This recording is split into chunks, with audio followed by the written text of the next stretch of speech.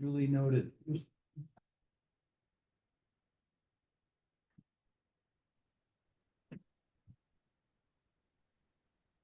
Hey, Steve. Hello, Adam. Bear with us while we get this. There we go. We appreciate So, you. Steve, we're going to test, and I'm going to make Anne speak into her microphone across the room and make sure that you're picking her up and not from my laptop. I might just speak now. That was very clear. It's on. Perfect. Okay.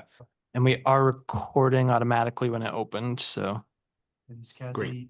on board? It looks like Kathy is signing in right now with Mark Fougere. I'm here. I'm here. Awesome. Good. Terrific. Well. Then we have a quorum, and so we can commence the meeting. I will call a meeting of the New London Housing Commission today, September 24th, 2:30 in the afternoon at the Professional Development Center. Thank you for coming. We have a big agenda today, much to accomplish, and we may have to set up quickly another meeting if we don't make it through, because this is a lot of material and it's important we get through it with some good, solid thinking, strategic thinking. So first, from a governance standpoint, I think we are all set with a quorum. I would like to at least telephonically introduce you to our new commissioner, Kathy Weber. And Kathy, I think it's hard to see you, but if you want to just say a few quick words, that might be helpful. And then when you arrive in person, we can follow up on that as well. Sure, great. Can you hear me? It's coming through my computer. Hold on just a moment. We can hear you online, loud and clear. Okay, great. But I'm not sure Hold on. why speakers.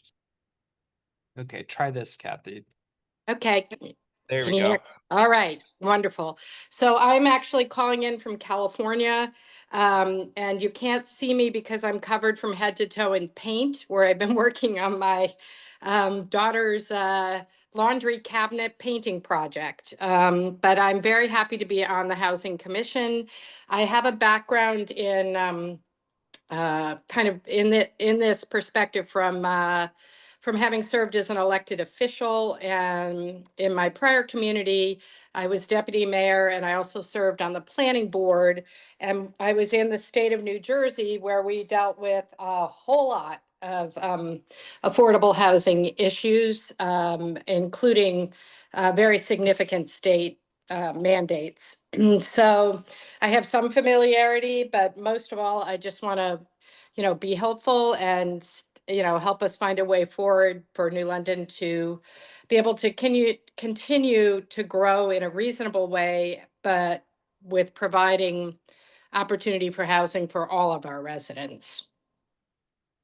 Thank you. Good perspective. Randy, hello. There's a agenda at the end of that table, and I just handed out a schedule that I put together.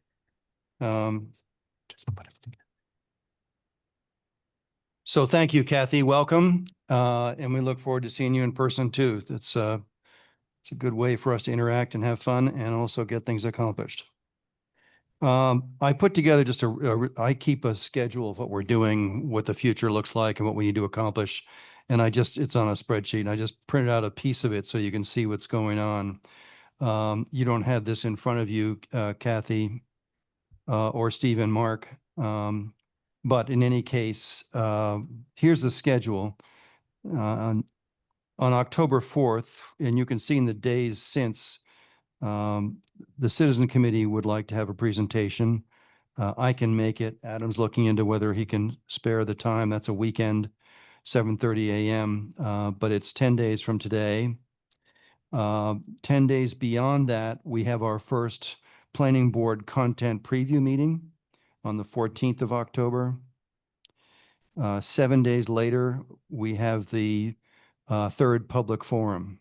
So if you look at it cumulatively, in 27 days, we're doing the public forum.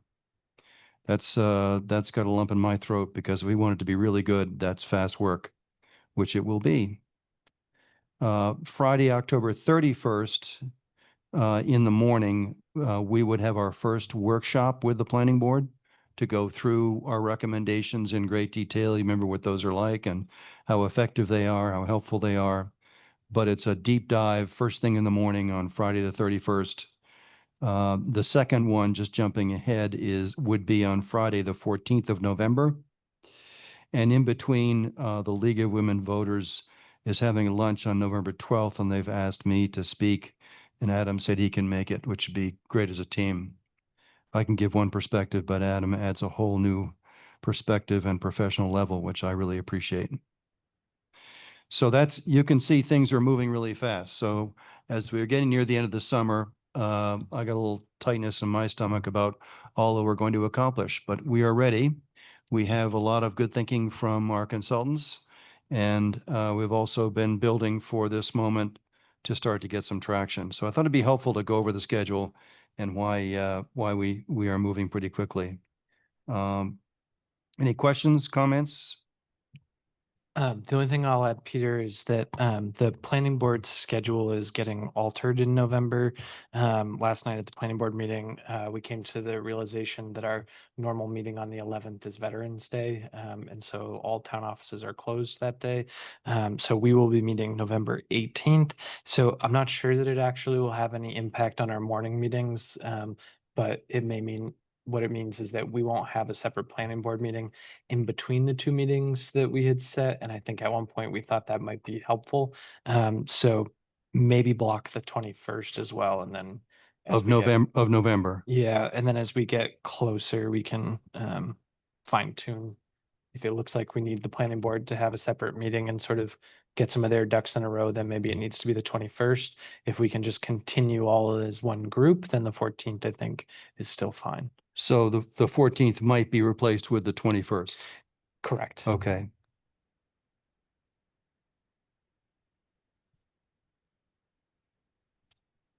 Okay. Any other comments, questions, thoughts? I have just one technical question. And actually, Vicky, this is good that you're here as well. I noticed on the town calendar in September, the 30th of September, the Housing Commission has a meeting at 2:30. It's on the calendar. The funny thing is we may need that meeting. So just so you're aware, that's on the calendar, and it probably is a ghost from some prior scheduling. We were trying to get out ahead, as I like to do, so we aren't surprised and caught flat-footed at all. No other questions, comments? Great. Then I think we should jump in, and that's most of the content of today's meeting is planning for the forum, the third forum. And I thought it'd be helpful to begin with. First of all, I'll hand out again, just so you have it, what is we call the first tier of the items. Oh, wait a minute, sorry. I have one, so let's pass one. That's just for Nancy. You've seen this before? This is the first tier priorities that we established based on the feedback that we've had from the forums previously. So you can put that aside. That's just something that we have, and I wanted you to have it handy. So the first thing I thought would be helpful is to talk about the message that we want to have and deliver and how we want to engage the community in the public forum, number 3, as a purpose. And so I will open it up to discussion, as we can discuss anything I say anytime. But let me simply say that I think the message, let me go back.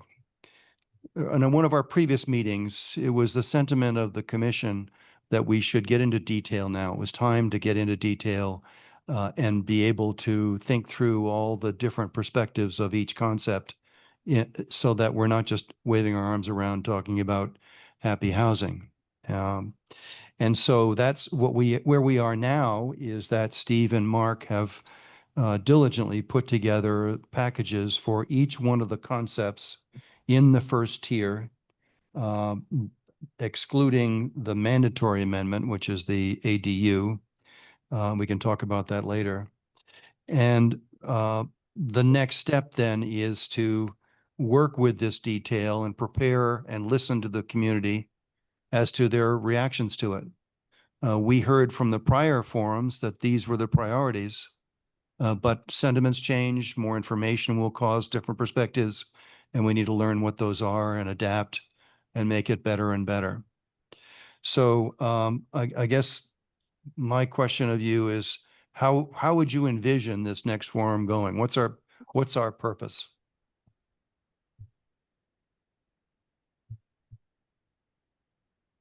Okay, new kid on the block here.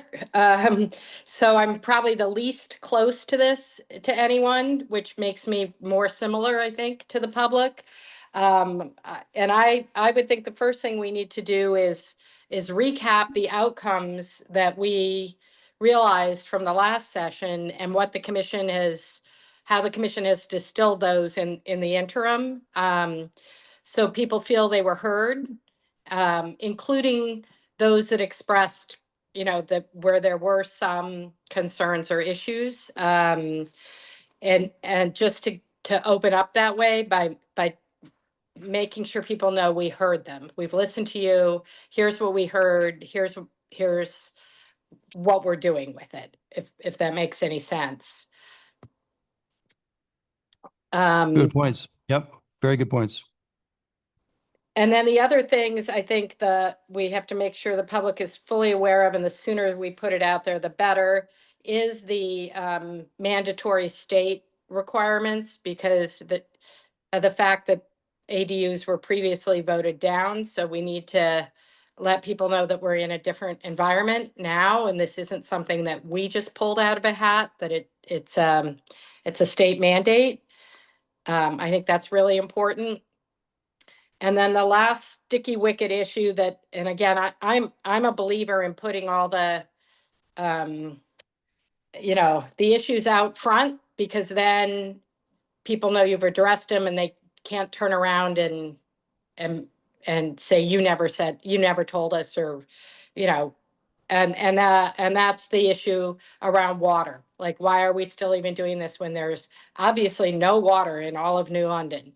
And that's, I think we need to, without getting to the weeds on water, we need to address why we're still moving forward. And I was being sarcastic, by the way, sorry, about the water thing, because I think with the latest report, there's clearly a lot of opportunity for water. So I don't know how we handle that, but people will come in with these things on their minds and not listen to anything else unless we kind of put them out there first. It's Ann, Kathy. I totally agree with Kathy. If we don't say a couple of things up front and get them off the table so that we can talk about our tiers here, people are not going to be paying attention. They want to know about the water. They want to know about workforce housing, and they want to know what it means that we have to allow ADUs, period. I mean, if we could synopsize that in 15 minutes, then we can move on. They want to hear it from the experts in the town. Good points. Good points. Does that include,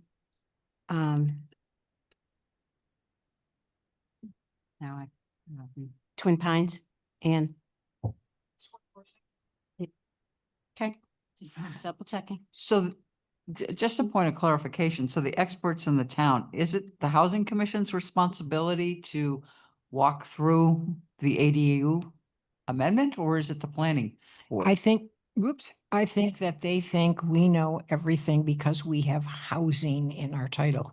So that we know about, and we tried to get the ADU passed last year.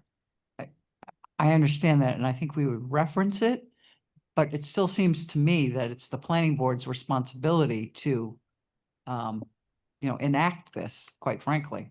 Just Right. saying. And we can state that, but we need to still put it out there that it's a thing and it's going to be coming from the planning board. Yeah, I concur with all of that. Both your suggestions, Kathy, and this point about ADUs. It depends a little bit on when we are making these statements, because if it's later on, presumably the planning board will be up and running with the revisions that are necessary. We can't just ignore it. We shouldn't ignore it. We are leading edge knowledge on housing. That's our job, so we need to talk about it. We may also have some suggestions to the planning board that go a little bit differently than what is just statutorily required.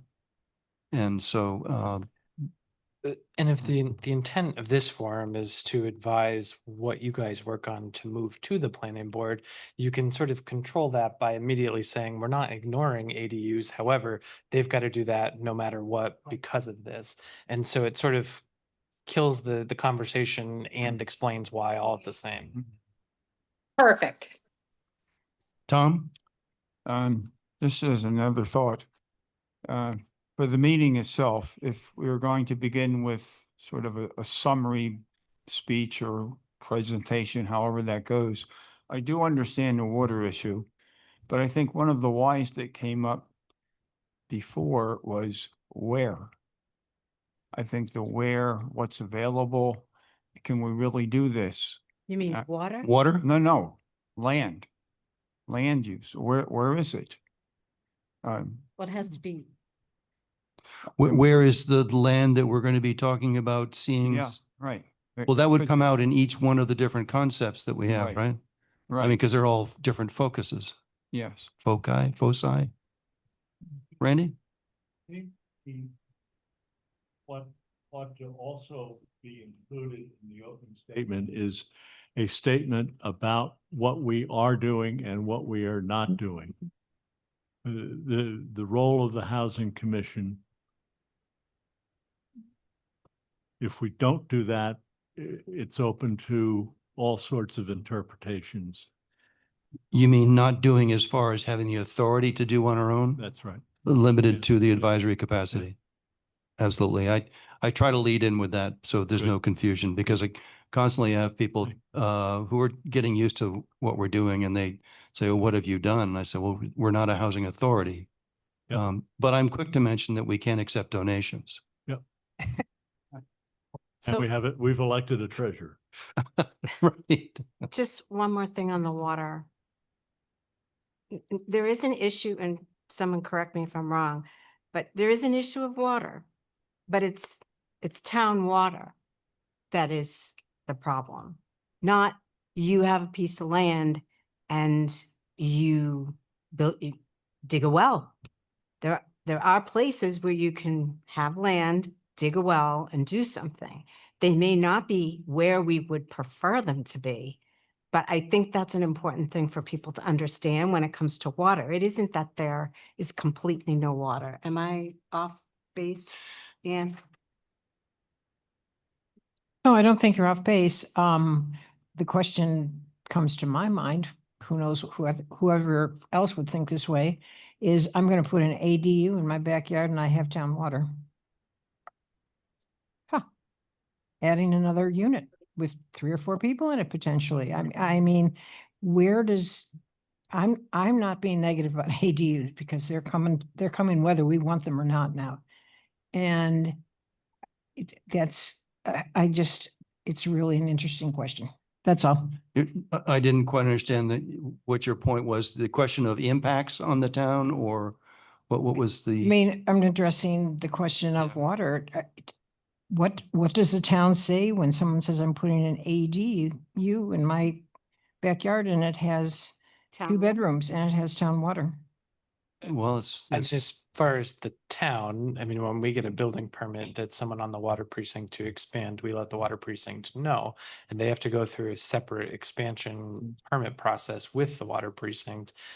Whether or not that expansion is granted from the water precinct is obviously their choice based on whatever the situation is then. If they don't get that expansion, then we would presumably not issue the building permit unless they had, an alternative source. Not saying that they couldn't have an alternative source. Right. They can So- definitely have an alternative source. But that means that ideally we have to do this, it's mandatory. But if in the situation that we just talked about, you're not allowed to piggyback on that which you already have because there isn't enough available, then you can't build the ADU. And then how many of that is, I Right. mean, are Re- we in some sort of the- position where somebody comes and says, hey, you're supposed to be? No, I mean, the law requiring that we allow ADUs does not mean that we can control a separate entity's water availability. They're dealing with that on their own. I think, Whether it's the public source or their own well, we are not involved in where they get the water. but I think that is an important thing to let people know about Mhm. when we talk about water. And we just have to be really clear about who gets to say what over what. So there's no gray about ADUs, since there is a mandatory component here.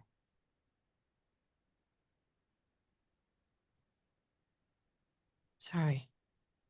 Okay, and then as far as delivery of the content, this is important because we're going to go through each one of these concepts. And as far as the content and the format, how much detail do you think we're going to get into? And maybe we should table that for a bit later, because when we go through this, I think we're going to find there's so much good meat and minutia to it that means something.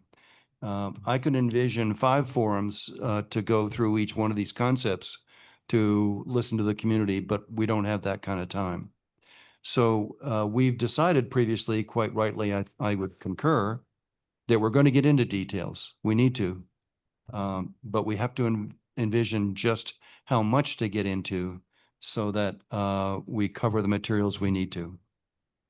Any quick thoughts on that? I know each of you have studied these, so you understand the complexity of it.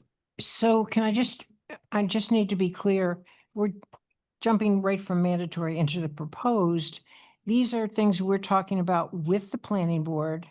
And it will be the planning board's decision whether or not to make amendments for the town meeting to vote on these, or explain the process for me. The process, then go ahead, then in a second, the process really flows from that schedule that I handed out where we do a meeting with the planning board, first a meeting with them and then some workshops. And so zoning amendments can happen 3 ways: the planning board, the select board, or petitioned by 25 signatures of registered voters. So if the planning board were to decide not to move forward with something that the rest of you felt should be acted upon, you could propose an amendment by getting your signatures or by lobbying the selectmen to take it on.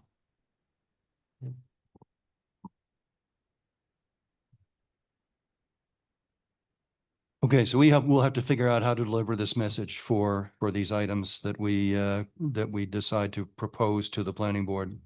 Peter, Yes, Tom. just a thought on the timing.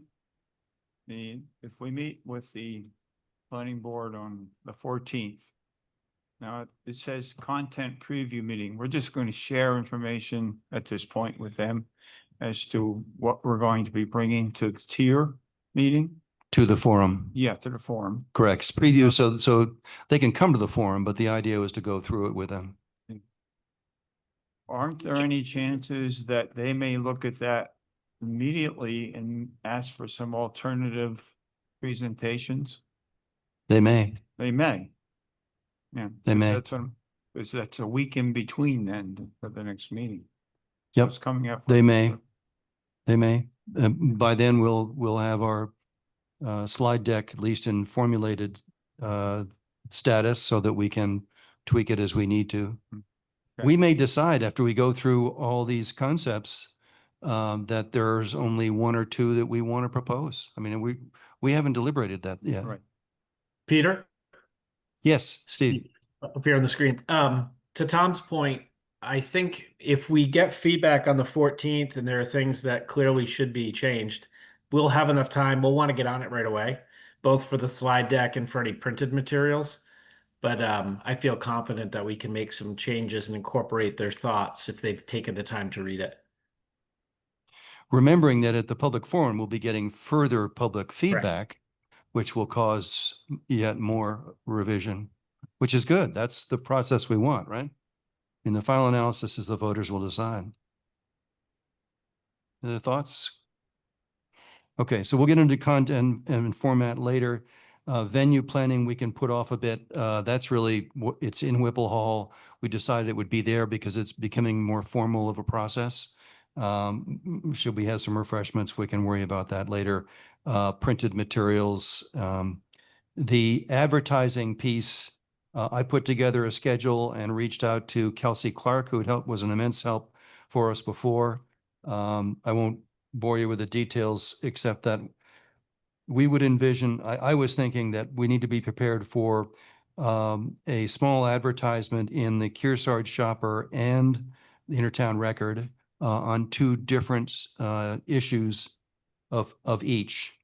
And so our first material deadline would be October 1st to the Shopper, and the next day would be our deadline for the first submittal to the Intertown Record. So October 1st and 2nd, moving pretty fast. Steve, I'm going to ask Kelsey to use a format she'd used before. She'll get it out. We'll run it to you. Any suggestions? You guys are good at that. Please speak up. But Kelsey's on board and ready to make it happen. Sounds good. I don't have much of a budget from her because she went on vacation, but I suspect it's similar to what we had before, which is very cost effective. So many thanks to her. So let's get into going through each one of these and understand our own perspectives, eventually ending in a determination of what we want to put forward as a recommendation. Should we start with the list we have, which is it's in no particular order necessarily, except I think it really is. We've always held out that cottage court seems to be something the community was asking a lot more questions about and seemed to be receptive to. Yes, I agree. Even in the most negative circumstances, that at least was something that people were amenable to. Great. So why don't we start there?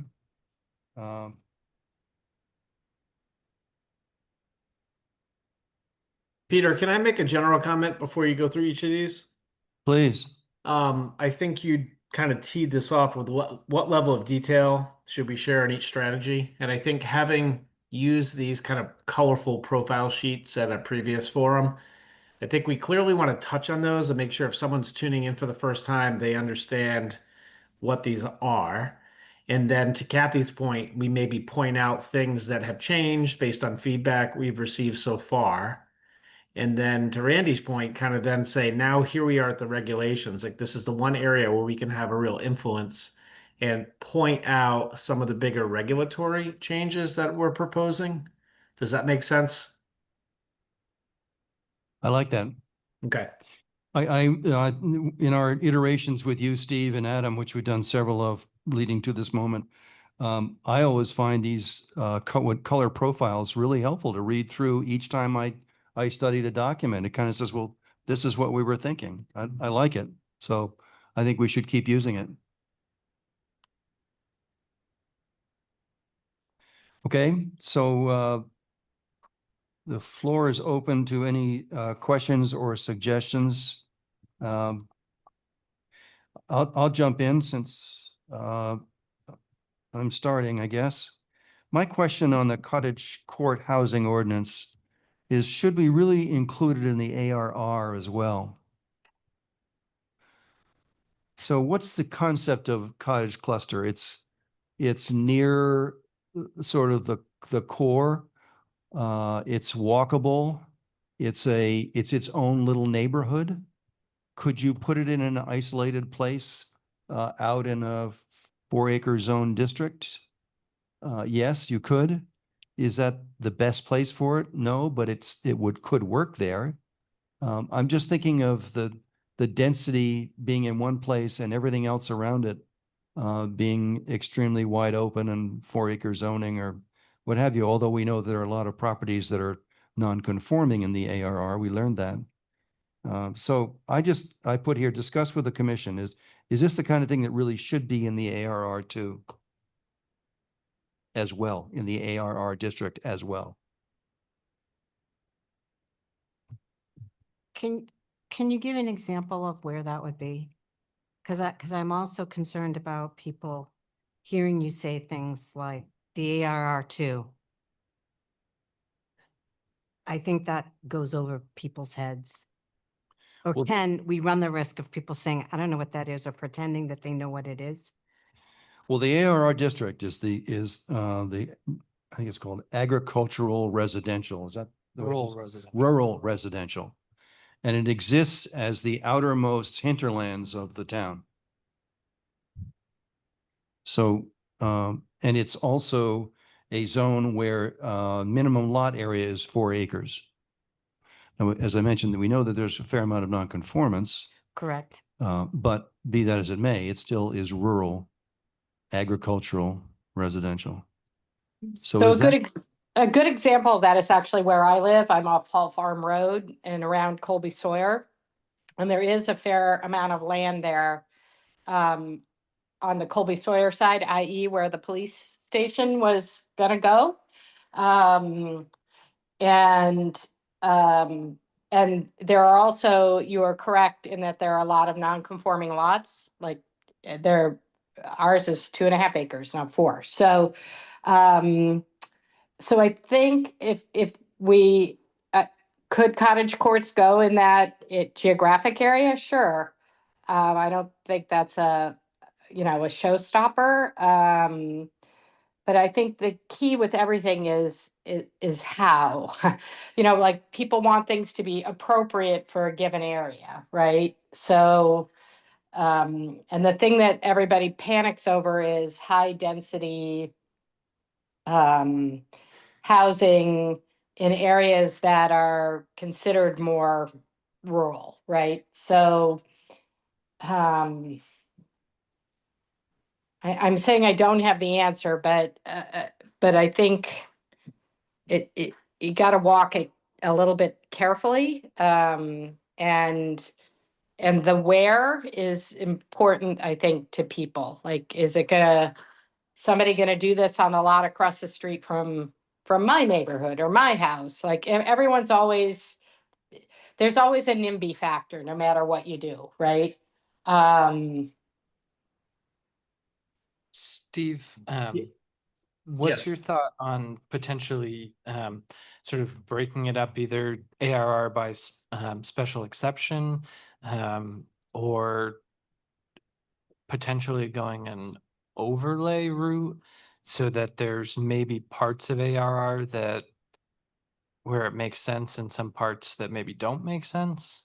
I was going to say two things. I think the zoning map, the zoning district, and the zoning map, that we could go over that at the beginning to just like orient everybody and have a big one there. Because I think Amy's right. People don't know what these areas are, so we could help orient them, knowing that we're going to talk about them throughout all 4 of these. And then to your point, Adam, I would only allow the cottage court if it's part of a cluster, and maybe it's through a CUP. So you're saying you're only going to allow that level of density to everyone else's points unless it's within protected open space and it's got to fit the context of the district. Does that make sense? I like that. Me too. So Steve, does that mean you could use what Kathy just said as an example just to explain to people so it feels like Yes, we could. people understand? Not that we're not saying, hey, let's do this. It should be where the police station, we're just saying, here's an example, right, of the ARR piece of land, and review it with the density and blah, blah, blah, so people understand. Yeah, I think we can. I almost think that Peter's question to all of you was more important because you've all been tracking this. If the very first thing we do is talk about cottage housing and get into the most complicated scenario, we're going to confuse people at the start. So maybe we wait and see if it comes up, or we maybe address it later when we get to the cluster provision. What do you think about that, Peter? I'm fine with that, Steve. I guess, I think geometrically, that's the way my small brain works. And I envision the density of 10 units per acre in a cottage court, maximum of 12 units, being plunked down in a rural setting. Yes, there's buffer around it, but I think we have to be careful about these tripwires we could hit that would undo a lot of good thinking And we're better to eliminate them in the beginning. In other words, take AR off the list. But that was just my thought, and I'm open to suggestions.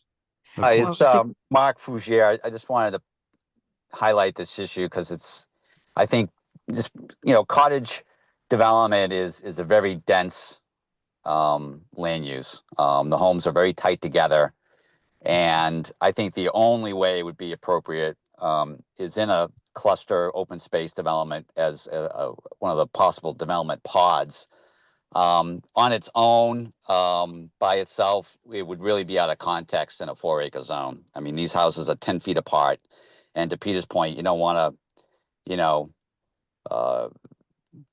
take away a good potential new land use because it's being allowed in the wrong spot. So I think would have to be very careful where, if it's allowed in the AR, you have to be very specific, and certainly not as a general, on a 4-acre lot, you can do it, I think that would be trouble. Well, isn't by definition a cottage court a cluster? I wouldn't call it that, Peter, because it's, I think it gets confusing. I guess because it's such a tight neighborhood, I guess it is a cluster of housing, but it's, when you think of a cluster development or open space development, you have 50 acres with 20 houses, and instead of putting them on 4-acre lots, they're on 1-acre lots. That's the traditional idea. So I just think if you're going to allow it in the rural zone, I just think it needs to be carefully thought out of where it would be allowed, which is some of the things you brought up. So, which is good. I agree with Mark and Peter. They are clustered together, but there's no buffer around them or open space set aside for traditional cottage development.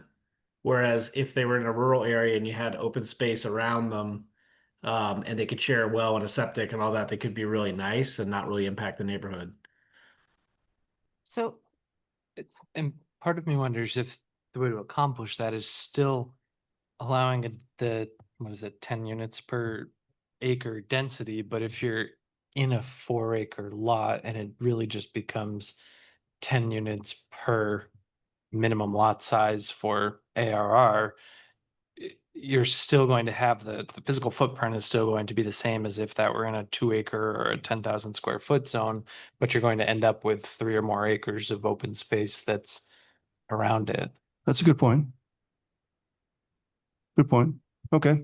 So we're comfortable keeping that in there? Is that what I hear? well, You go. Adam, can you just say what you said again? Because let's say I own a 4-acre lot and I'm here in front of the town and we're talking about it and I'm thinking they're going to make it so that I can put 10 homes on my acreage. I don't want that. I bought 4 acres because I like it. I would feel threatened. And so, I mean, the design standards that are in the cottage court require it to be, they can't be more than, I forget what it even is, far apart. So you're going to have the same footprint of a 10-unit development on a 4-acre as a 2-acre, as a 10,000 square foot development. So by nature, as the lot gets larger, you're still going to end up with that buffer of space. It could be that the development is all the way to one side, so you may not have a developer or a buffer on one side of the development, but you'd still end up with open space. I think attacking the ARR zone right now, like you do, Peter, is biting off more than we should try to chew. Let's just Yeah, try getting I- a step I'm- of something. It's too much. I think we need to keep it simple and go for the easy wins. Because if we can show some wins and some success, then we can build on that momentum.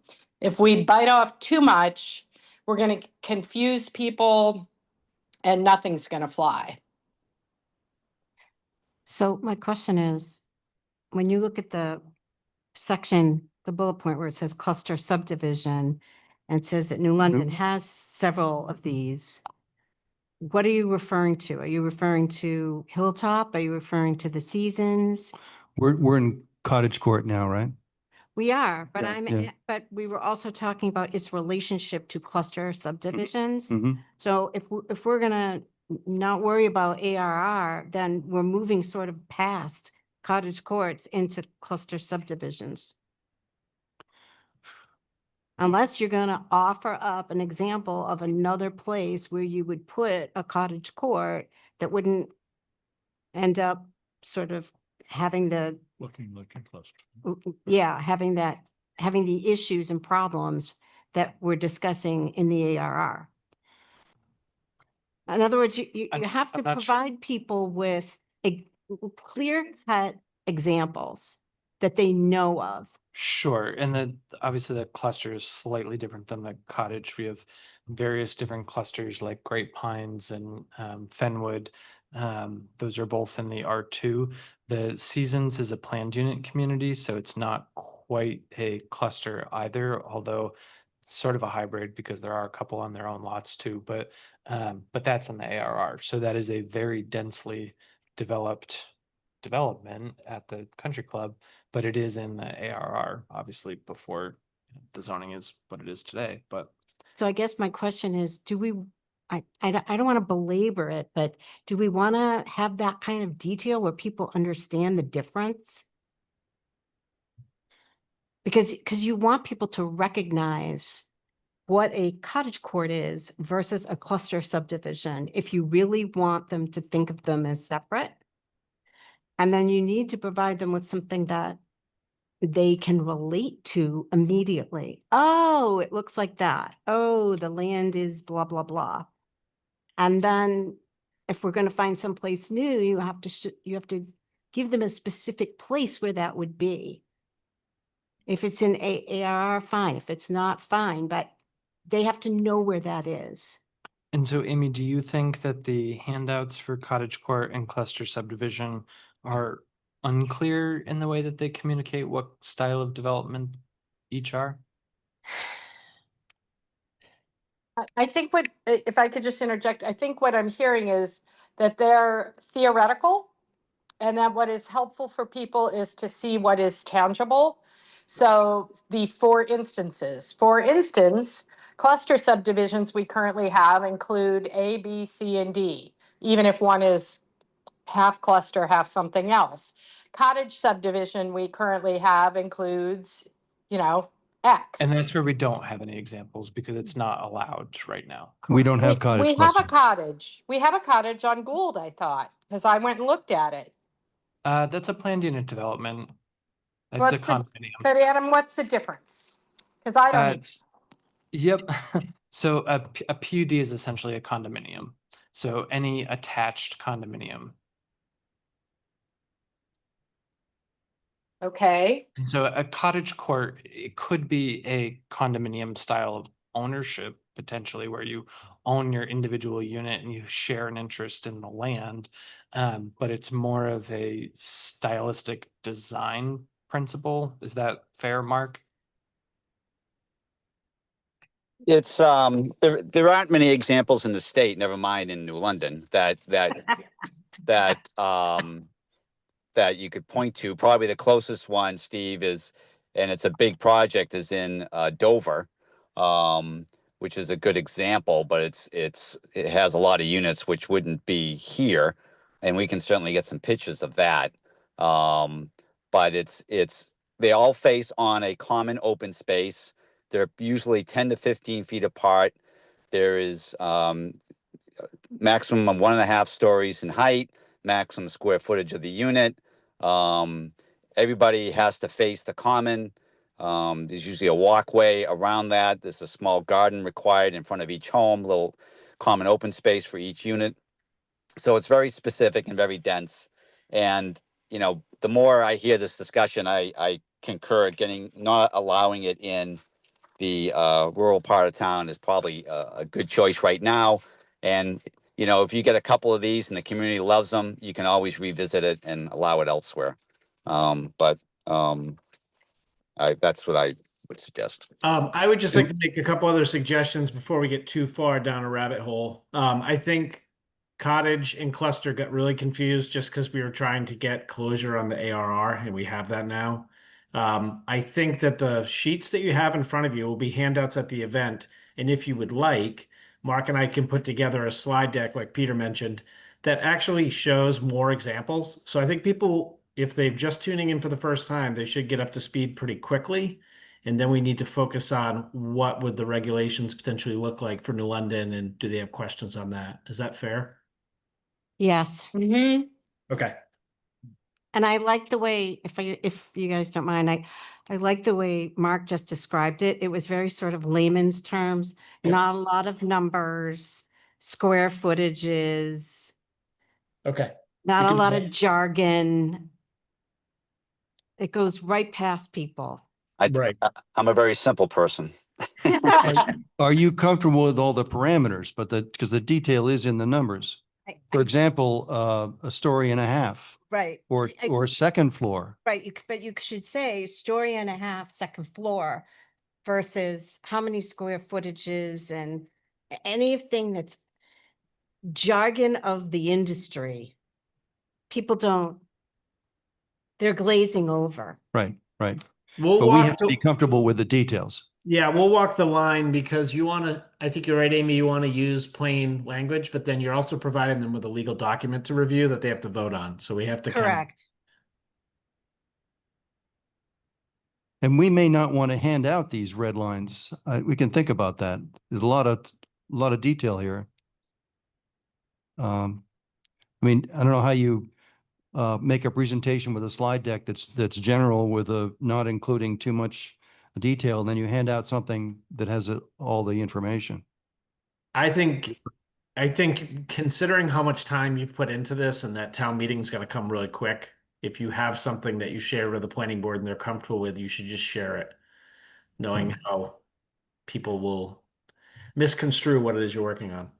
Good point. Okay. Steve, sort of looping back to the work that Zach did in the beginning of all of this, when we identified where the different parcels were of a certain size, is now the time when we sort of run an exercise with that tool to say, you know, with this style development, with these parameters we've created, if we're only going to allow them in these 3 zones, are there actual opportunities for it? So you might remember, Adam, we did that as a closed session with you, me, Mark, Peter, and Zach, because the commission was not comfortable with some of the numbers we had about the number of lots that could be developed. I think you all kind of got scared by that. If we put that out there, 63% of a district could still be developed. And we also, I think, were hesitant to identify specific people's land.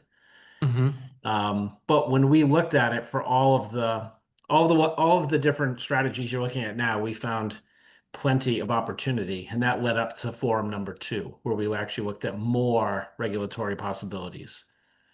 I don't know if we could pull some of that back out, Adam, and just kind of summarize it in a way that people know we did the work, but we're not outing anybody as potentially the future home of a cottage court or anything else.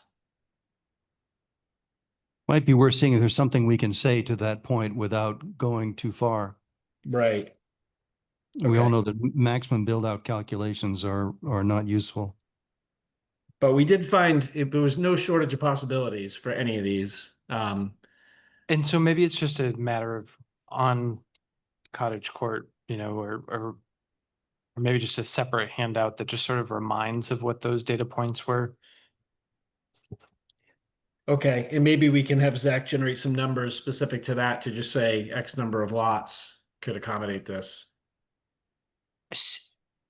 I'm just going to interject. I think you guys are going in the right direction, but when I look at the proposed amendments, we go from courts to subdivision to districts to conversions, and none of those words actually tie into each other. They're sort of these standalone comments that if I hadn't been on the housing commission, I wouldn't even be understanding where do courts go, and subdivision, everybody understands that word. And we know there's institutional and we know there's existing housing, but the cottage courts have got to be designated to where they're a district, a subdivision, where they could be, if we're going to talk about them. My feeling. So question here too. When I'm looking at the difference between cottage courts and cluster subdivisions, the term association comes up in my mind. Especially if there's common land, and both of them kind of refer to that there's a common area. Would this be something to be expected, necessary, or required? Well, in a cottage court, the common land is required. And there's also a requirement, as you know, in this detail, Yeah, a requirement for private open space. right. It's small, 150 square feet, but it's a garden and it has to be fenced off or with a hedge or something. So these are requirements, design requirements. But who watches the shop here? How is it maintained? It's Well- going to be a condominium development. Everybody will own their each unit. You know, again, the cottage development is a tight knit community. It's a much higher density than a open space or a cluster subdivision. It's just a totally different animal. It's more of a, you know, downtown, more urban, tighter community type thing. It could be and- owned by one person and they could be rented too. Right. They could be Okay. rented. Right. Yeah. Right. Yeah. But it's all going to be overseen by a condominium community, you know, as far as maintenance and who does what, and there'll be rules, obviously, like any condo. But you know, the cluster and the open space are the same thing. But again, you're talking about much larger projects of 50 acres, 30 acres, something a lot bigger, you know, with the density determined by what's allowed in that density in that district. If it's a 4-acre zone, you don't get extra lots typically or extra homes unless you have a bonus program. It's just, if you can get 15 houses, it's just bringing those 15 homes into a tighter area so you have more open space. So to put it a little differently, then a cottage court would tend to be more of a condo format, Yeah. and a Yes. cluster, other than a cottage court, a cluster would tend to be individual lots that are Correct. pulled together in one area to preserve open space around. Correct, Peter. And it can be just single lot ownership. Could also be condo in a cluster, but not as likely. Most of the time, it's individual deeded properties. They have an acre or two, and the rest is open space. Yeah. Okay. So I want to get back to Ann's comment for a moment, just so I understand it. I'm sorry, I learned slowly, but thoroughly. The notion of where is this going to be? We've specified what districts it's going to be in, or what you're saying is you wanted a better vision of where it might be? No, I think that Mark, or whoever just spoke, hit the nail on the head. We're calling them cottage courts, but somewhere in there, it has to say it's a condo type development versus cluster, which is deeded property lots, Got it. is what with some common area. Maybe I've generalized that too much, but that's the difference between those two, spelled very naively. Great. Thank you. It's what you just said, Peter. Okay. And you said it like real basic layman's terms. Got it. Thank you. Thank you very much. And can I? Yes, Randy. And we are saying that the cottage courts only appear in New Hampshire in a couple of places. And it's highly unlikely that it would fit in New London. If that's what we're saying, why are we leading off with a discussion of cottage courts? They wouldn't, I think what we heard today is people don't feel comfortable pushing them to the most rural part of your community, but they would fit very well in the other 3 districts. Okay. And although some of them, they're limited in number that have been constructed, many are underway. And part of that is there wasn't a good regulatory mechanism for them. And I don't think the development community understood how popular they'd be.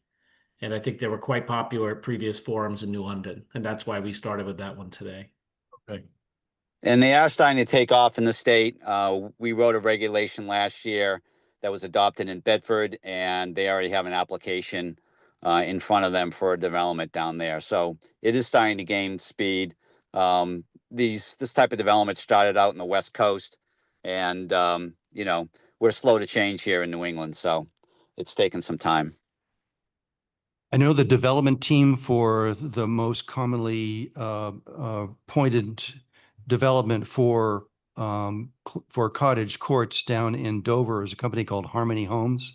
And it's a husband and wife team, developer and wife is an architect. And they started out giving talks about their project down in Dover. And in a very short period of time, they were so busy giving talks in different towns interested in having this done in their town that when I spoke with them, this was maybe a year ago or so, they would have a hard time fitting us into more presentations. Gotcha. I saw the presentation done at least 3 times. One of them was in Warner. They invited them to come talk about. One of them was in Wilmot as well. There you go.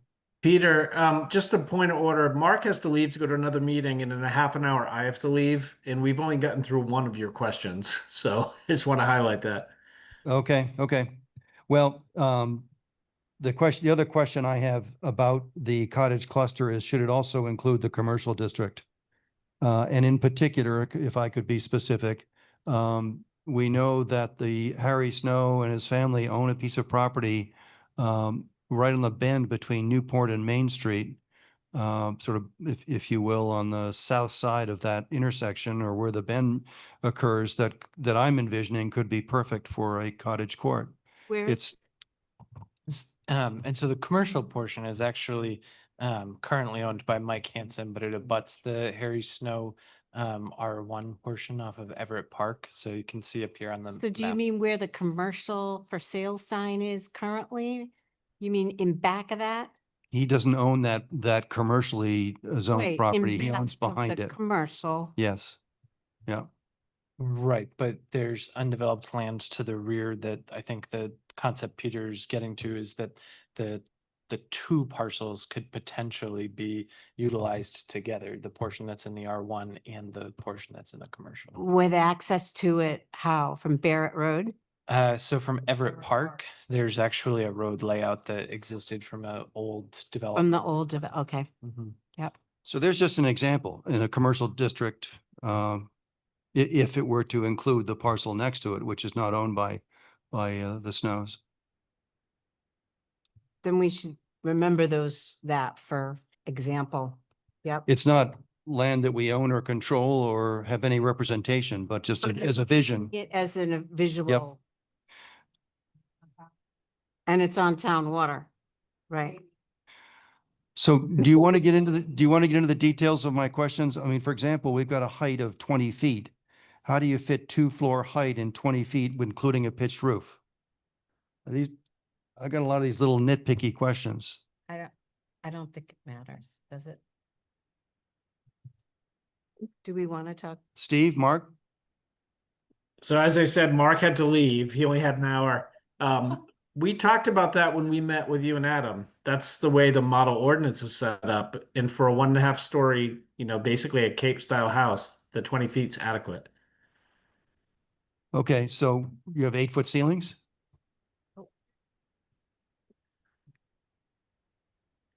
I guess I'm not prepared to argue for the 20 feet today. I didn't think that was the purpose of today, but if you want to, we can pull up other examples. We looked at a variety of these to come up with these numbers. So Okay. I thought from the purpose of you, Adam, and Mark and I, we were comfortable with the drafts we put out to the commission today. Okay. Okay. Any other questions or comments? Steve, would it be helpful? I know at some of the like seminars and stuff I've gone to, they'll have sort of little dimensional elevation plans almost of the cottages that show the sizing. Maybe putting one of those on here that shows the length, width, height, just so that people can wrap their heads around, what a small house really looks like. I think on the PowerPoint it'll work. I think on this it might be too small to read. Okay.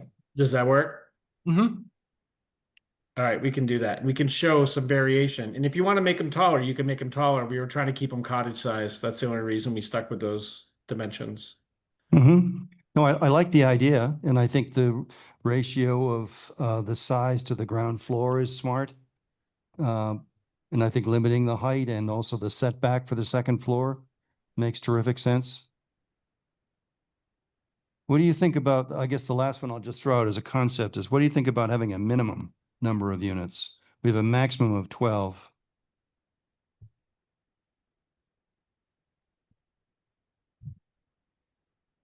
You do have a requirement that it have cottages on at least two sides of the common area.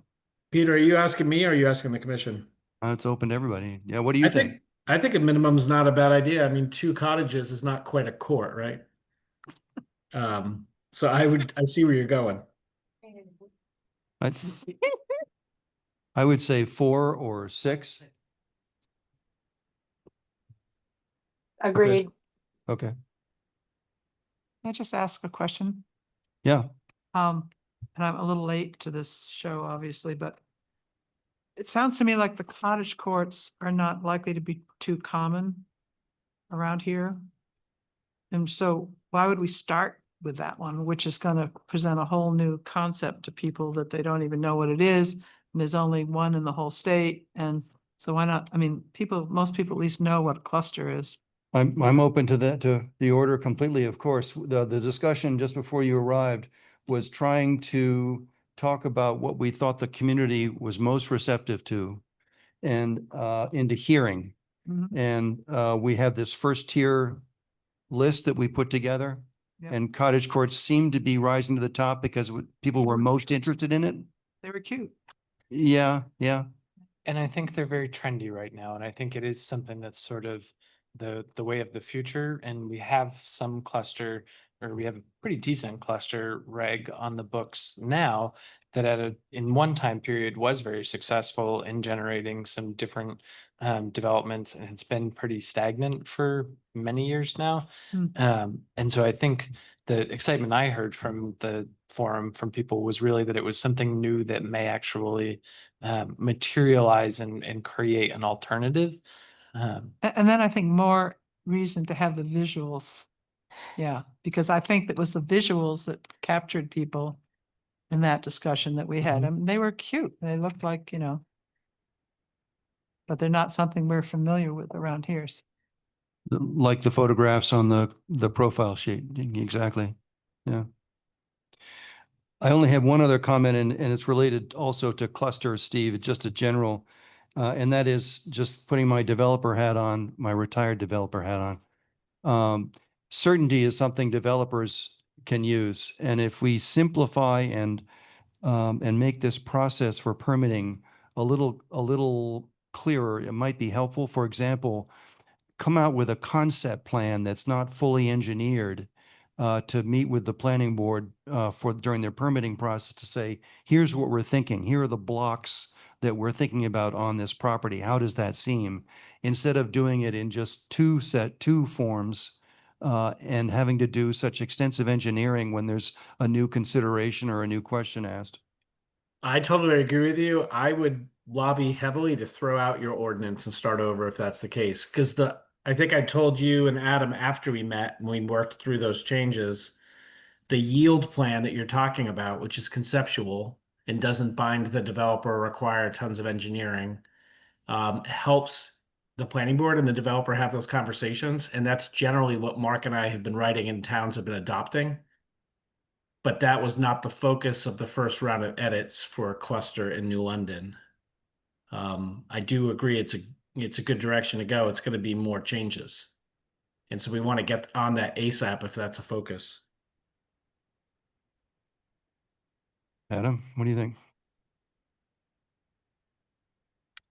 I don't know. Okay, more for another time. We got lots to cover. I can Let's- send you and Adam an example from Barrington that we just did and from Jaffrey that both have that kind of preliminary conversation with the yield plan piece. And they're both a little bit different. One is a reworking of an existing reg and one's brand new. So I'll send you those. Great. The next in our list, and again, no particular order, was cluster. And we had two others that we felt we wanted to consider: institutional and existing home conversion. Why don't we go through cluster and we can talk about the order once we've done all of these?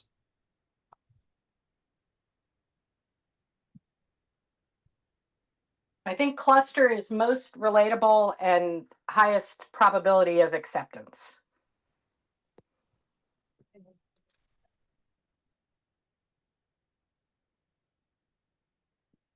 But I still think you have to have examples. And I'm not sure that a lot of people know what add 20% unit incentives in R2 and ARR districts is. You don't, I mean, according to this, there's none of that verbiage in the cottage court. So I'm just looking for like to like information so that when people start comparing this one to this one, there's something that they can compare easily. They're not gonna be like to like, though. They're completely different strategies. Okay, And I think that it's important to remember that they may not be on the same ballot. You know, there's nothing being proposed specifically for one year or another at this point. You know, that I think that's the part of what we will do in the coming months is figuring that out. okay, I get what you're talking about now. Okay, So, I'll throw in just a couple of questions that are important to address in a detail level. Do we have a definition for senior housing? Not for senior, we have retirement care community. But not for senior housing specifically. Okay, was that continuum, Adam? That was an example of a retirement care community, but it had been on the books since like 2009, I think. So was there something about that that would be helpful in presenting some of these? Not that people have a visual. I'm just trying to get people to understand what something would have. But I think the concept of the continuing care community is very different than what we're Yes, it talking is, about yeah. here. Mhm. Okay. this is 55 plus. Is that another way of saying senior housing, Steve? It can be. Yeah. There's some disadvantages to age limitations in development, Correct. and it can open up to some other state laws that you have to provide. If there's advantages to 55 plus, you have to provide those advantages to like Other- workforce housing, Right. some manufactured housing. There's different statutes. But Are many of those being built these days? not that I'm We familiar know with. existing ones, certainly. Yeah, I mean, I think the ones that are built are oftentimes part of a continuum style development. Yes. Where it does have that sort of continuation of care. Are you familiar with a lot of 55 plus projects, Mark? Mark's gone, Or, not, Steve, yeah, sorry. not as many as of late. There's one here in Plymouth and they're all modular and it's been very popular. But I think not because it's over 55, but because of the type of housing. You know, they're duplexes, they're smaller, back to cottage. They're clustered together very closely. The fact that it's over 55 just happens to align with who it's resonating with here, because there's nothing like that brand new around here in our region. And So I would we argue, just, even though some of our clusters don't have that restriction, you would think that they did purely because the design of them is so attractive to that demographic that Mhm. that's who has purchased them. Correct. But there's no restrictions anymore. No. They talked about doing that with Hilltop and withdrew that because there were a lot of constraints back then. There's what? What There was were your last? constraints. Oh, How do we solve that? We have a bonus that's based on workforce housing for which we have a definition, but we include senior housing for obvious reasons. Downsizing space for downsizing seniors is in demand. Just define it. I think if you think it's important, we define it. Okay, can you send us some suggested definitions? Yeah, we could do that. so just to clarify, we're saying that cluster housing could be an example could be a 55 and over community, but we are not recommending any age restrictions. Is that correct? That's correct. And it doesn't have to be the whole community. Just like with the workforce units, you could provide a percentage Percentage. that would Right. cater to that, and you'd get a bonus to help incentivize you. Yep. Multi-generational seems to be a trend. Yes. Yes. Agree. So It's if we all can give that as an example somehow too, that might be great. Can we Well- say that versus over 55? Can't we just say it like that, or is I that? was the point I was trying to think about was what's the popularity level of senior housing these days? Are new ones being built for senior housing? The multi-generational idea, I think, has caught a little more, and you want to have this housing available for as many kinds of people as you can. Right, right. So maybe we use that as an example. But I'm just saying that, Instead of senior. yeah, like for example, Fenwood, not the one building that has the condos in it. Mhm. That's multi-generational currently. I mean, just as a way of giving somebody a visual, not that that's what we would build. It could be, the building would look different, but What about the houses too? I mean, they're not limited to any. they're not, age. the they're- freestanding is not limited. I'm They just were never pointing out a limited. place. Right. But it's multi-generational just because that's what the market has created, Exactly. not by any direction from the developer. Correct. Right. Yeah. And In that's a all different cases. thing to regulate into existence. But it's a good way of showing our audience an example of something that currently exists. I get that. The only problem is here, we're giving a bonus for a particular type of housing. On page 2, Right. for Right now, workforce. Yeah, right now there's not a great incentive for somebody to use this, and so you could encourage some of the types of housing you want to see.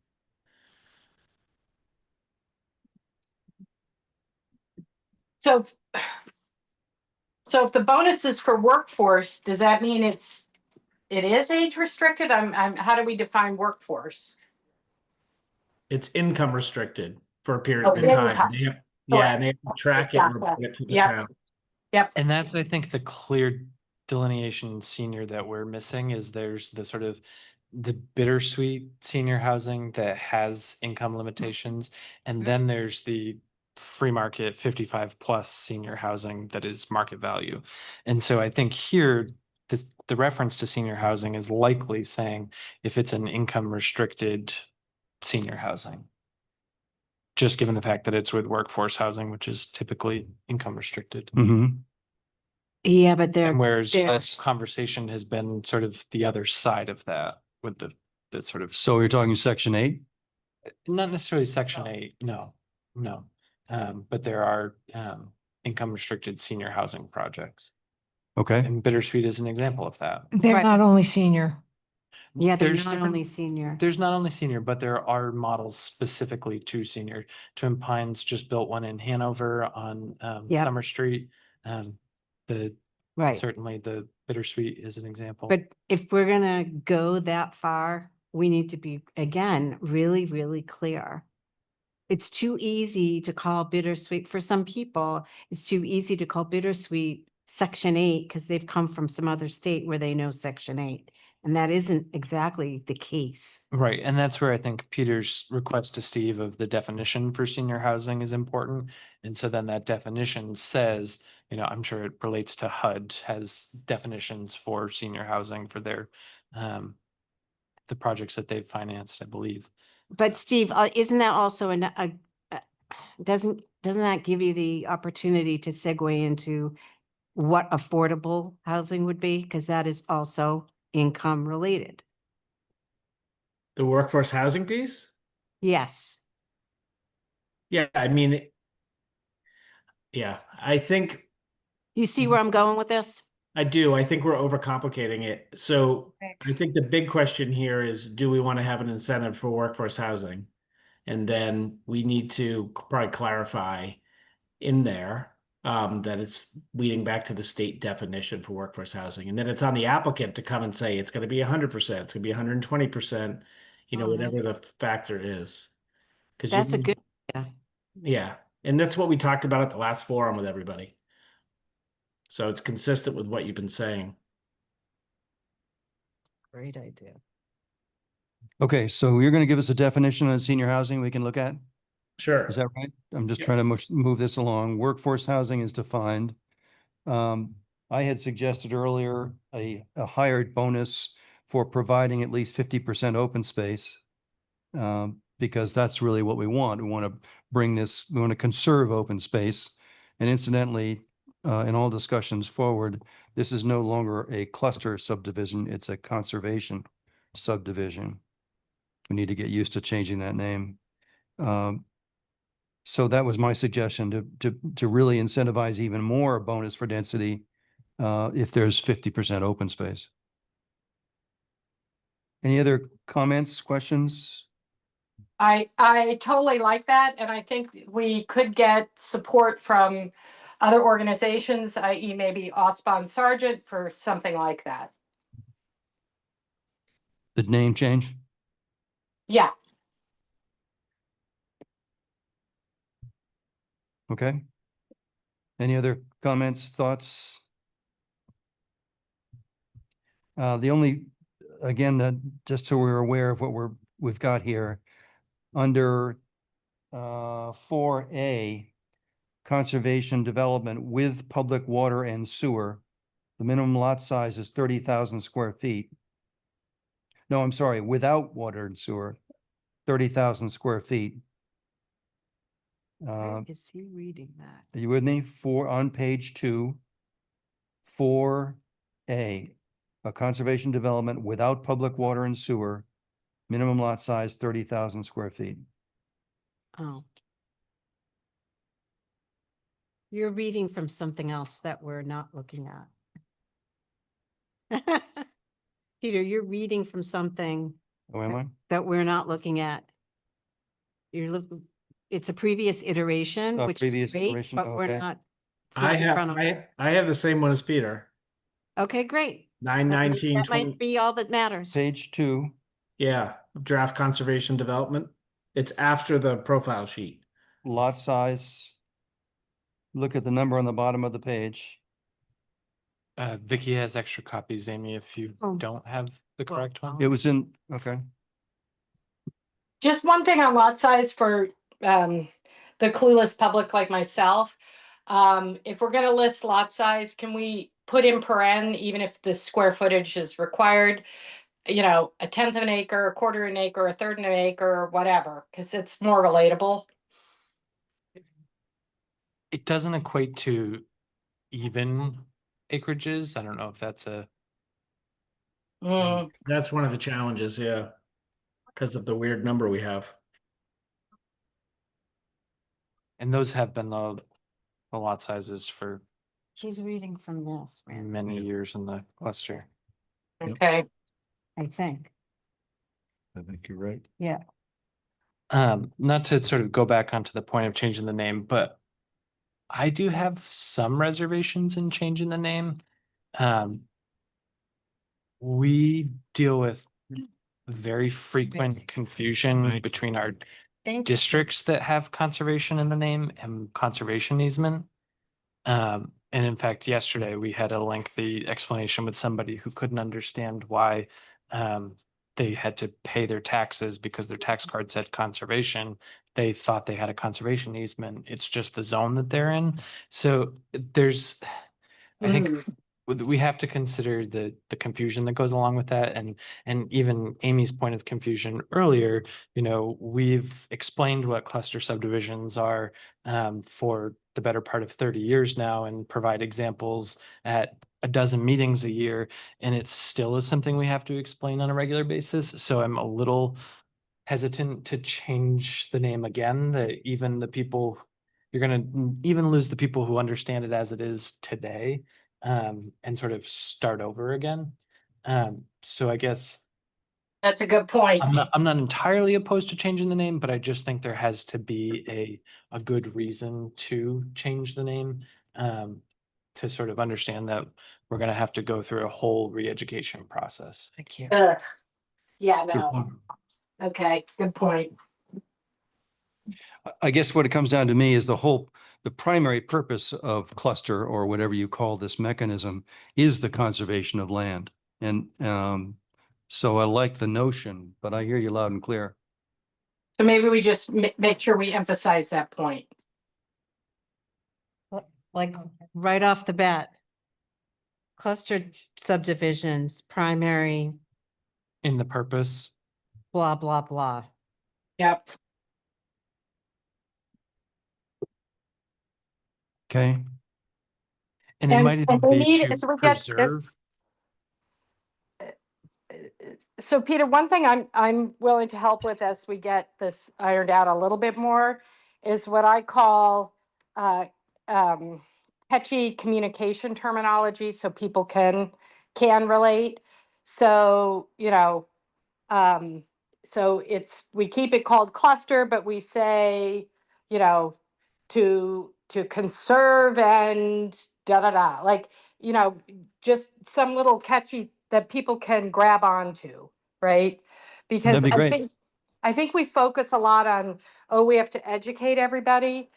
And the reality is, and I come from an education background, is that's an impossible task to do fully, because people are used to getting sound bites, and that's where our world is right now. So we need to have those little sound bites for each thing that we're doing that people can kind of grab onto. And I think that was part of the charm of the cottage courts. It has a cute name and cute pictures. And I mean, I hate to sound trivial, but that's our world. Mhm. Okay, that'll be very helpful, Kathy, if you could do that. Yep, I can work on that. Okay. Peter, recognizing it's 5 minutes to 4, are you thinking that we're gonna meet again next week? I think we need to. We need to get through all 4 of these. Yep. I'm available, that's fine. I just wanted to ask before I have to leave. Okay. Let me check my calendar on, we have on the calendar already the 30th Yep. at 2:30. That's Friday? No, that's Tuesday. That's Tuesday. Oh, this Tuesday. Okay. Yeah, it's next week. Okay. I can probably call him briefly. I'm going from California to Oregon, but I can do like this, call in. The location's Whipple. And I have to be at Twin Pines and White River at 4:00, so I'd need to be out of Whipple no later than 20 after 3. Can we move it earlier? 2:00? Whipple Hall, we don't necessarily have Zoom capability though. Well, we need Zoom for Steve. I Um, guess we only need Steve on the phone. Phone would be fine. I can do it earlier. Yep. we don't have the ability to confirm this space immediately because we have to go through their online reservation system and then wait for it to be approved. We can certainly try to get this space, but we wouldn't know until tomorrow. Is that, Vicky, usually Okay. they get back to us pretty quickly? Audio is fine for me too. Okay. Why don't we tentatively say 2:00? Marilyn, I know that's tight for you. You may not. Okay. Marilyn, would a lunchtime meeting be better? Like if we did noon? No, that's I think he's still talking Whipple. We need you. very beginning meeting in the morning. Is there an opposition to a morning meeting? Steve, can you do it? Are you back to Whipple or are you still at?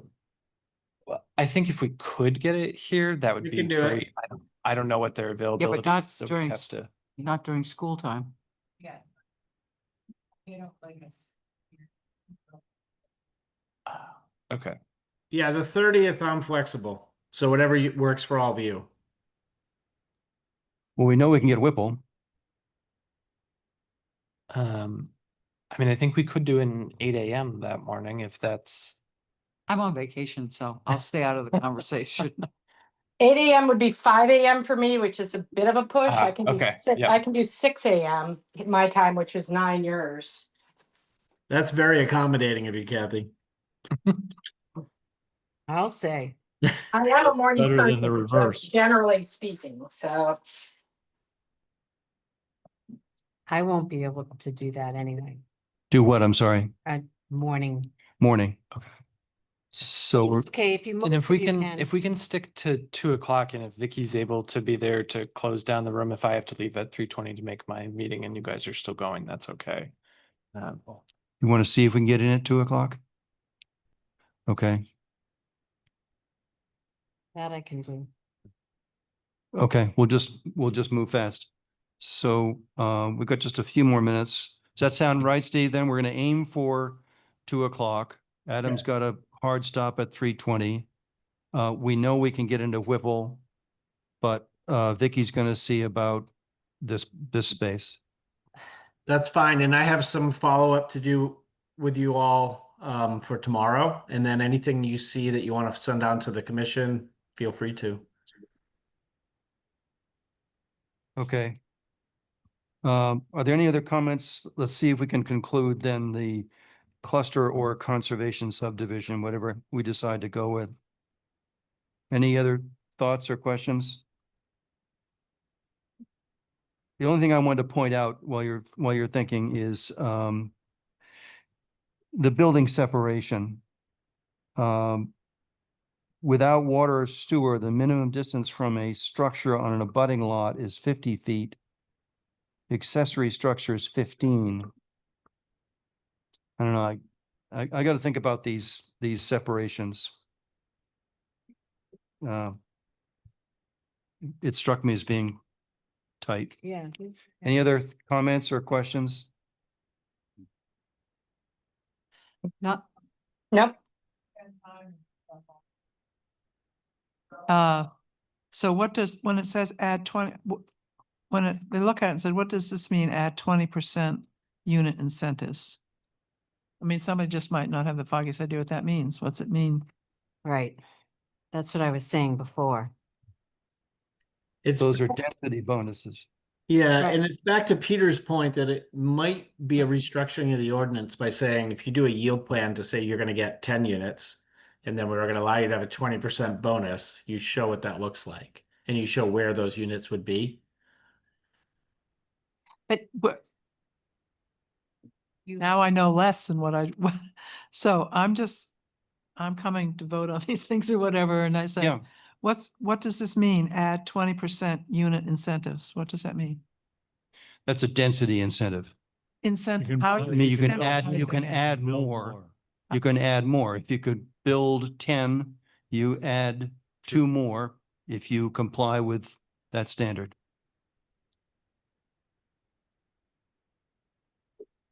So Okay. Marilyn, well, everyone, yes. I guess. I know we need details and I know it's part of the ordinance, but how does that help us in this forum? I mean, I'm not saying we're going to get caught on it, but caught as in go down a rabbit hole. But I need to understand how the lay people are going to really get this. Just what Marilyn said, but riff off of that. They're looking at it, you explained it to Marilyn, and I'm asking you, is that explanation necessary to everyone? Okay, well, it goes back to the purpose of the conservation or the cluster subdivision, which is to preserve open space. And Okay, so the idea is that you want to give a developer additional incentive to do the cluster. So then just what you said, it should be, the idea with this is Mhm. give, And that can happen in presentation format, Amy, but you have to remember that this is the red line from the zoning ordinance. And Right. so that's not formatted. right, in a but this manner that- other thing that we're looking at has bullet points. And if we're passing something out to people Mhm. as like a cheat sheet or whatever have you, they're not seeing the red line situation. So they're just taking what's written. And So, I'm, yeah. So what if we did like, you have the zoning changes, and then you have, I'm used to state where when we went to vote on something, there would be what was called an interpretive statement. And the interpretive statement would put it in plain speak English. It was not biased one way or the other, but it took it from the legalese to everyday English. And I think we need both. That does happen on the ballot, Yeah, when the questions are on there. right. But maybe we need to do that sort of thing with our presentation too. Like, here's the Yes, yes. here's the legalese, here's the English version. You know, Yep, that Yes. and I think all of that is assumed in what Steve and his folks will we'll do. build Yeah. into there. My concern with the conversation today is I feel like we've slid backwards quite a ways because this is a really tight timeline you're on if any of these are going to go to town meeting in 2026. And we are still trying to finalize what the red line is. And some folks are worried about what the public will perceive, and that we can't even get to writing that presentation yet. And as Peter said, it's not that far away. We have to first know that we have some regs that you feel good about that the planning board is going to be seeing really soon, and then we can talk about delivery. But some of these concepts have been presented now several times. And if this group doesn't understand them, it makes me nervous about the larger Mm-hmm. population. But I think part of the problem was that we weren't working from this at the same time as we were looking at this. In other words, we were just looking at the bullet ones Mhm. until we just got these. And obviously we've gone over this, and now I see where Adam was talking about being concerned about changing the cluster to conservation. And I agree 100%. I would not do that. And So back At to this point, process, Steve. say. I hear you loud and clear. We have two more to go through. The delivery to the forum and for the planning board can be in bullet point form. Yep. As we keep these red lines in the back of our folders to keep referring to as something that eventually would roll out. Yeah, I mean, the planning board is going to understand the red lines and they're going to want to see them. Yep. And I think with a more robust presentation today, we just jumped right in and we get right Yep. into some of the pressing questions that Peter, Adam, Mark, and I didn't resolve that we wanted you all to weigh in on. And that maybe contributed to confusion. So that's on the four of us. But yeah, I think if we can meet again next week, Peter, and Okay. go through some of the remaining questions and then meet with the planning board, then we can create that PowerPoint and tell the story. I think that what we heard and the places people are tripped up, those are places where clearly the audience would be tripped up as well. So we can Mhm. address it in kind of how we tell the story that night and Yeah. through subsequent outreach, Okay. if that works. That sounds good. Any other thoughts? We're out of time. So as I said, I won't be here, but I think existing home conversions is something that, could be on the table. Personally, I would not go for the institutional piece at this point. Yep. I just think the timing is off, Yeah. but I think I don't disagree with you, but just so I understand, why do you say that? the water issue, quite frankly, especially the hospital, that'll just create a whole brouhaha. I would stay away from that. But I think the existing home conversions is something that's already happened, and we have some good examples, and I think people were very positive about that. And we need to continue to look at it. I think that could be shared with the planning board too, your point. And as Adam said, these don't have to go forward to 2026, but we're trying to squeeze as much out of this grant as we Right. can. So, Understood. yeah, maybe you put them as a third tier. Yep. So I do need to leave. Kathy, safe travels. Sounds like you're all over the place out there. I am. Thank you. I need to leave as well. Sorry, guys. But I'll see Perfect. you next week. Thank you. I'll right, accept the you're motion to welcome. adjourn and we'll read. Timothy. Thanks, Steve. Thanks, Motion to everybody. adjourn. So moved. So moved. And second, all in Second. favor? Aye. Bye. Thank you.